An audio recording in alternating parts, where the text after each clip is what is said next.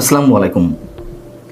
রাষ্ট্রপতি মোহাম্মদ শাহাবুদ্দিনকে কি অপসারণের জন্য খুব তড়িঘড়ি আয়োজন চলছে? যে কোনো মুহূর্তে তাকে অপসারণ করা হতে পারে, এমন একটি গুঞ্জন ছড়িয়ে পড়েছে। এ কারণেই প্রশ্নগুলো তুললাম। এবং তার কি কোনো লক্ষণ আছে? মানুষের মধ্যে এই গুঞ্জনগুলো ছড়িয়ে পড়তে শুরু করে, সামাজিক যোগাযোগ মাধ্যমে ছড়িয়ে পড়তে শুরু করে 15ই আগস্ট মধ্যরাত থেকে। 16ই আগস্ট সেগুলোর ডালপালা আরও বেশি ছড়ায়। একটু সময় নিচ্ছিলাম বিষয়টি নিয়ে কনফার্ম হওয়ার জন্য। বাস্তবতা হচ্ছে এসব বিষয়ে বা কোনো বিষয়েই নিশ্চিত না হয়ে তো কিছু বলা যায় না। এবং সেই জায়গা থেকে মোটামুটি নিশ্চিত হওয়া গেছে যে সরকারের পক্ষ থেকে মৌখিক নির্দেশনা দেওয়া হয়েছে বিদেশি মিশনগুলো থেকে রাষ্ট্রপতি মোহাম্মদ শাহাবুদ্দিনের ছবি নামিয়ে ফেলার জন্য। কিন্তু কেন, কী কারণে? এরই মধ্যে কোনো কোনো গণমাধ্যমে এসেছে, একেবারে নিশ্চয়তার সঙ্গে খবর এসেছে যে পররাষ্ট্র মন্ত্রণালয় থেকে মৌখিক নির্দেশনা গেছে ওয়াশিংটন, দিল্লি, বেইজিং, রিয়াদ সহ বিশ্বের বিভিন্ন দেশে অবস্থিত বাংলাদেশের মিশনগুলোতে, হাই কমিশন বা অ্যাম্বাসিগুলোতে রাষ্ট্রপতি মোহাম্মদ শাহাবুদ্দিনের ছবি নামিয়ে ফেলার জন্য। এবং সেই সঙ্গে সঙ্গে স্ট্যান্ডিং অর্ডারটি বাস্তবায়নে অঞ্চল ভিত্তিক তদারক কর্মকর্তাও নিয়োগ দেওয়া হয়েছে। বোঝা যাচ্ছে যে বিষয়টি কত সিরিয়াসলি নেওয়া হয়েছে সরকারের পক্ষ থেকে। রাষ্ট্রপতি শাহাবুদ্দিনের কোনো ধরনের ছবি বিদেশি মিশনে থাকতে পারবে না, মানে নামানো হচ্ছে কি না সেটি নিশ্চিত করার জন্য আলাদা কর্মকর্তা নিয়োগ দেওয়া হয়েছে। এবং 17 তারিখ অর্থাৎ আজ মধ্যরাতে প্রতিবেশী একটি দেশের মিশন এবং তার আগে পররাষ্ট্র মন্ত্রণালয় থেকেও নাকি রাষ্ট্রপতি মোহাম্মদ শাহাবুদ্দিনের ছবি নামানো হয়েছে। এখন এই যে চট জলদি তড়িঘড়ি করে প্রেসিডেন্টের ছবি নামানো হয়েছে কোনো কোনো জায়গা থেকে, আবার যে নির্দেশনাটি দেওয়া হলো এটির উৎপত্তি কোথায়? যেটি জানা গেছে প্রধান উপদেষ্টা ডক্টর মোহাম্মদ ইউনূস তিনি মালয়েশিয়া সফরে গেলেন দুদিন আগে। সেখানে গিয়ে সেখানে অবস্থিত বাংলাদেশের হাই কমিশনে তিনি যান।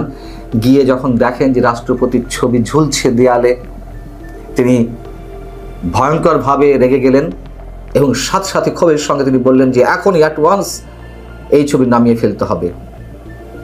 তো সঙ্গে সঙ্গে এই বাসগুলোতে গেল হাই কমিশনার বা রাষ্ট্রদূত কিংবা মিশন প্রধান যাই বলি না কেন, তারা প্রচণ্ড একটা দ্বিধাদ্বন্দ্বের মধ্যে পড়ে গেল যে এটি তো মৌখিক নির্দেশ, এটি তারা পারে না। এই মৌখিক নির্দেশের মাধ্যমে তারা এ ধরনের কাজ করতে পারে না যে বাংলাদেশের রাষ্ট্রপ্রধানের ছবি নামিয়ে ফেলার জন্য। আমরা যেহেতু জানি যে মিশনগুলোতে সাধারণত যেমন দেশের সরকারি বিভিন্ন স্থাপনার মধ্যে অথবা অফিসে প্রধানমন্ত্রীর সঙ্গে সঙ্গে রাষ্ট্রপতির ছবিও থাকে, রাষ্ট্রপ্রধান এবং সরকার প্রধান।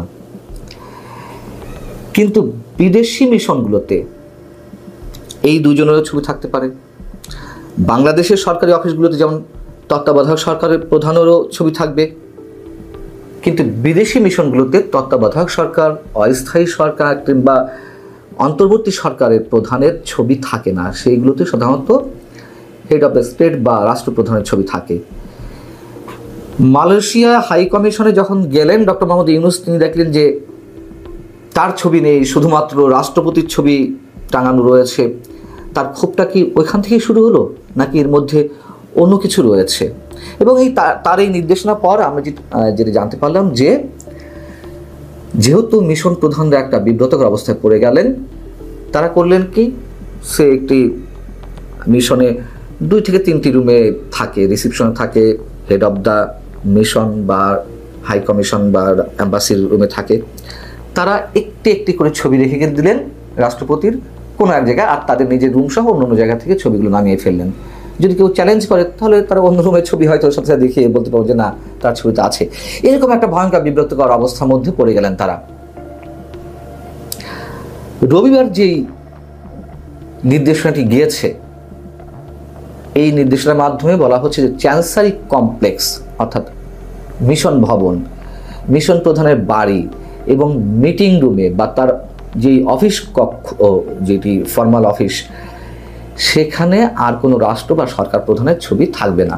তো এর মধ্যে আমি বলেছি যে সরকার প্রধানের ছবি, অন্তর্বর্তী সরকার প্রধানের ছবি থাকবে না বা থাকেও না, রাষ্ট্রপতির ছবিও থাকবে না। প্রশ্ন হচ্ছে যে এই ধরনের কোনো নির্দেশনা এই সরকার দিতে পারে কিনা,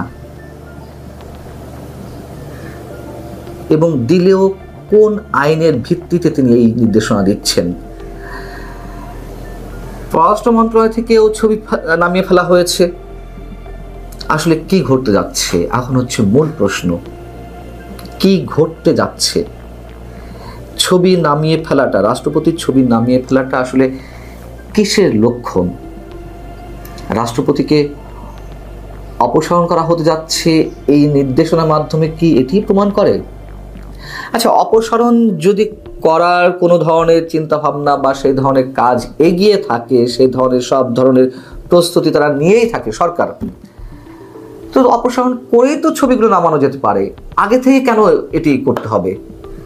নাকি শুধুমাত্র ডক্টর মোহাম্মদ ইউনূসের যে চারিত্রিক বৈশিষ্ট্য সম্পর্কে আমরা ইদানিং জানতে পারছি, মানুষের সামনে খোলাসা হচ্ছে, শুধুমাত্র তার জেলাসি ফিলিং থেকে মানে এইগুলো করা হচ্ছে? তবে রাষ্ট্রপতি নিশ্চয়ই খুবই ভালনারেবল অবস্থায় রয়েছেন। আমরা জানি শুধুমাত্র সেনাপ্রধান এবং বিএনপির হাই কমান্ডের আপত্তির কারণে তাকে রেখে দেওয়া হয়েছে বা রেখে দিতে বাধ্য হয়েছে। তারা যেহেতু রাজি নন এই মুহূর্তে রাষ্ট্রপতিকে অপসারণের মাধ্যমে নতুন কোনো সাংবিধানিক সংকট তৈরি হোক, এই কারণেই তাকে এতদিন পর্যন্ত রাখা হয়েছে। কিন্তু শেষ বলে তো কিছু নেই, এবং এই সরকার যা যা করছে, প্রথম দিকে একটু দু একটা বিতর্ক উঠছে, তারপরে তাদের সিদ্ধান্তগুলোই অটল থাকছে। সেই জায়গা থেকে এখন প্রশ্ন যে আসলেই রাষ্ট্রপতিকে সরানোর সব ধরনের আয়োজন সরকার করে ফেলেছে কিনা। যেহেতু আওয়ামী লীগের ক্ষেত্রেও বিএনপির আপত্তি ছিল প্রথম দিকে যে না, এইভাবে কোনো রাজনৈতিক দলকে নিষিদ্ধ করা যায় না, তো বিএনপিকে বুড়ো আঙুল দেখিয়ে ডক্টর ইউনূস সরকার সেই কাজটি করে ফেললো, একটু ঘুরিয়ে করলো তাদের রাজনীতিটা নিষিদ্ধ করার মাধ্যমে। এখন রাষ্ট্রপতিকে সত্যি সত্যি অপসারণ যদি করা হয়ে থাকে, তার পরের বাংলাদেশের চিত্রটা কি আমরা ভাবতে পারছি? এটি নিয়ে কতদূর যাবে, নাকি বিএনপির মতন বৃহৎ রাজনৈতিক দল তারা এটিও মেনে নেবে? এবং সেই সঙ্গে সঙ্গে অবশ্যই সেনাবাহিনী বা সেনা প্রধানের প্রশ্নটিও চলে আসে, তারা বিষয়টি কিভাবে নিবে, এবং এইসব বিষয় আসলে কোত্থেকে কলকাঠি নাড়া হচ্ছে। হয়তো খুব বেশি সময় আমাদের নেয়ার প্রয়োজন নেই, অনেক কিছুই খুব দ্রুত পরিষ্কার হয়ে যাবে।